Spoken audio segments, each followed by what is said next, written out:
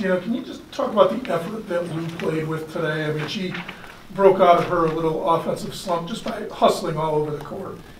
Yeah, it's funny how, if you put yourself out there and start playing basketball, things kind of have a way of working out, I always say that if we're shooting free throws poorly, we might go a week and not shoot any free throws at all during practice, because all you're doing is practicing missing, because you're already in a bad frame of mind, and then all of a sudden they start going in. So I think sometimes shooters, they get obsessed then, why is it not going in, and they just keep at it and keep at it and keep at it, and all they do is get more frustrated because they can't get it to go in. So if you just forget about that part of your game and just do a bunch of other stuff, then all of a sudden the other stuff kind of fills in the gap, and start knocking in a couple shots. So this is you have to be a basketball player, not I'm a basketball shooter. And I think a lot of our guys tonight, they played basketball. They didn't just stand around waiting for a shot. And Lou especially, I mean, she had 27 points in the first half. She made 2 threes. That's like unheard of back in the day for her. It's a good sign. You talked about, looking for opportunities to get Crystal some rest and Lou as well. So you're able to do that and also get the production that they gave you. That had to be good. Good feeling, wasn't it? Yeah, I mean, it's like I wanna be fair. I want to be fair to the guys on the team. I want Lou and Crystal and Fisa and those guys. I want them to get the minutes that they need to stay sharp. And at the same time, I want to see, can we get anything out of anybody else down the road? That might be a big factor, But in terms of like minutes and stuff like that, so you're wearing out your guys. They played too many minutes. I checked the other day in the newspaper. There's like 40 guys in the NBA playing like over 32 minutes, and they play 100 games a year. Coach, I'm going to be tired if I play 32 minutes every night for 5 months. Seriously? I feel bad for you.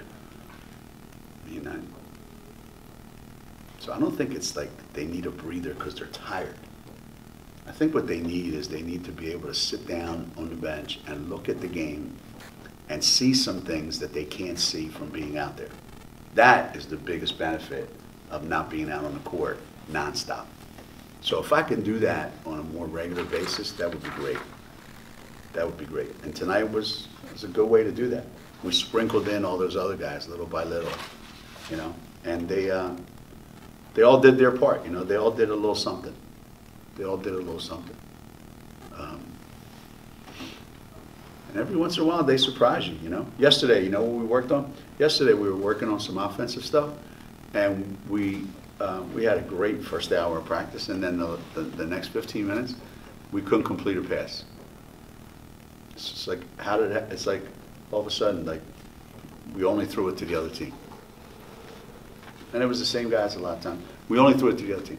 So I came up with an offense where we didn't have to pass it, and we ran it for about 15 minutes. We just gave the ball to one guy and said, stand here, all right? And everybody else, stand here, here, here, and here. Listen, you play one-on-one. I said, we're going to do that the entire game for every game the rest of the season. And they got pissed. And, sometimes they just, they realize how easy this game is. It's not a hard game. That guy has the same color shirt as I do, so I'm going to throw it to them. Wait, there's a guy with a hand in front of it? Okay, maybe I'll throw it to that guy instead. How's that hard? Never understood that. You talk about the job Crystal's done, 12 assists tonight, no turnovers again. These last 3 games, she's looked really, really good. But she's kind of had a great year all the way around. But I think she's she's starting to understand how valuable it is to get shots for her teammates in addition to whatever shots she can get, you know. She's got to understand too that I can go and get most shots if I want to, but these other guys on our team, they need my help to get shots, and that's kind of really sunk in now, and she's doing a fabulous job of it, and it's fun to watch her play like that. She's having fun. Geno, obviously the competition's a little different, but 62 points in the paint, making that extra pass and getting the easiest basket rather than maybe a contested shot Yeah. or an easy basket. Yeah. I brought that up to the guys on the bench late in the fourth quarter. Somebody caught the ball and there was a guy wide open and we didn't throw it to him and we shot it. And I turned around and I said, you know, if you make that extra pass to that guy in the corner and that guy makes an open three, you're going to feel great that you just made an extra pass. And the guy that just made that's going to feel great that you passed it to him. Or you could feel great because you just got a bucket when we're up 80. You'd be surprised how many kids would rather get a bucket being up 80 than throw it to a guy who's wide open. So we're trying to keep instilling that next pass really says a lot about who you are. And the other thing it says is, Coach, I always know where there's a guy open. So in a big game, you can trust me to make this pass. As opposed to when I get it, I'm shooting it. I don't care who's open. So these things all carry over. And we're usually pretty good at make the next pass. And tonight was a great example of that. How many assists we had? 35. I mean, it's not, that's not, that was fairy tale land. But still, you make the next pass. Make the next pass. That's a big deal in our program. Geno, are you encouraged by Kristen at all?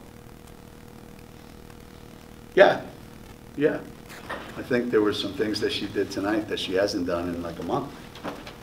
You know, there was an aggressiveness about her. There was a, an assertiveness about her, and I like that. You know, that's when she's at her best.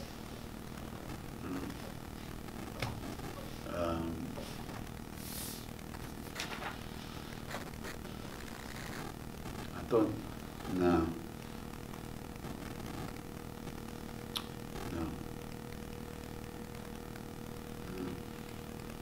I thought she might, but no. She had 6 assists. She did. She had 6 assists. Again, she was being aggressive. She was being assertive. You know, and good things happen when you're like that. She's got too much talent to just stand around and do nothing. You know? It's a good night for her. Really good night for her. Coach, this is the first time that we've seen you since Maya made her decision to sit out 2019. Just what's your reaction to that, and how much has she been able to help the WNBA since she's entered the league?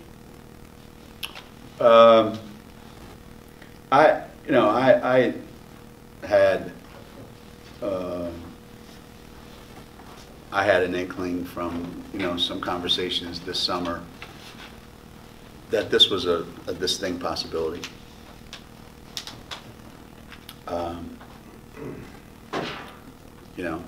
It's probably a big surprise to a lot of people because she's still in her prime of her career, really.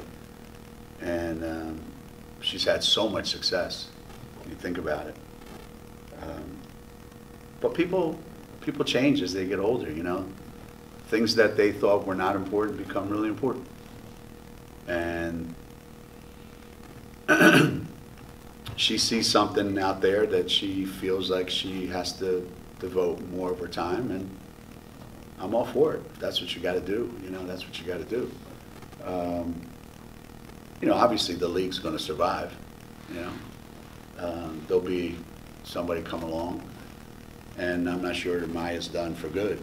It might just be, I just need a break, or I just need to explore something that's, right now inside of me.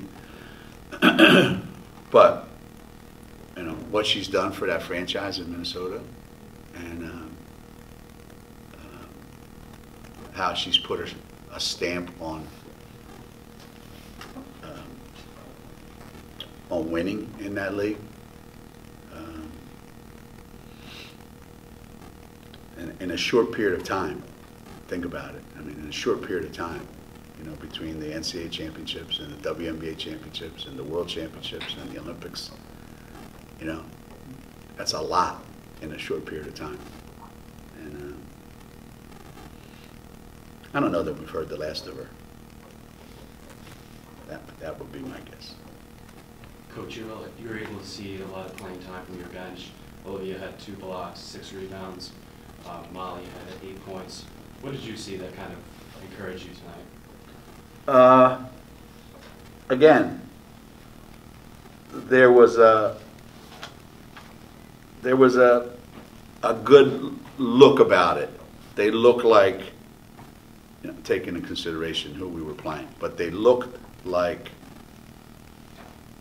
we got a pretty good idea of what we're trying to do here. And that was the whole point of tonight. You know, we got back when we play Saturday? Play Saturday.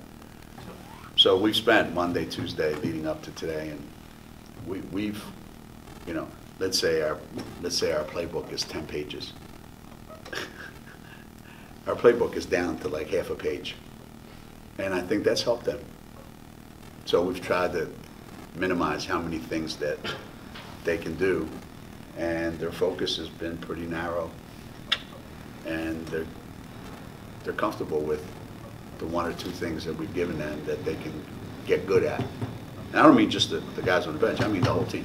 And those guys were reflective of it. They just know, this is what we're going to do, this is what we're going to do, every possession, this is what we're going to do. So there's some comfort in that, you know. But I was encouraged by what they did. I was encouraged by what they did. But I've been encouraged before. You know. So we'll see what happens on Saturday.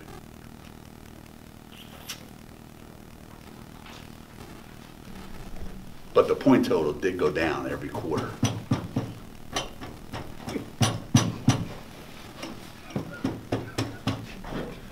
The trend, good thing we didn't play 7 quarters. It was trending down. You know, we're like 15 minutes into the press conference and nobody's even mentioned Nafisa going 10 for 10 from the field. I mean, you just kind of expect things like that out of her at this point. I know. It's like talking about the sun came up, you know. I've said it to our whole team.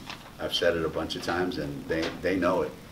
You know, there's no more guarantee than what you're going to get from Fisa every day of practice and every night. She's been, you know, I can't say enough about no matter how many minutes she plays, no matter where we're playing, no matter who she's playing against. She just is, you know, at a different space than everybody else. Her whole approach to everything is just way different than everybody else's. So when she does something like that, nobody on our team bats an eye. It's like, yeah, that's just Fisa. You know, she's unique, man. There haven't been a lot of players like her that I've seen. A few, but not a lot. Not a lot. But maybe she needs a rest. She only got 4 rebounds. Yeah. Can't trust Fisa. Who can you trust now?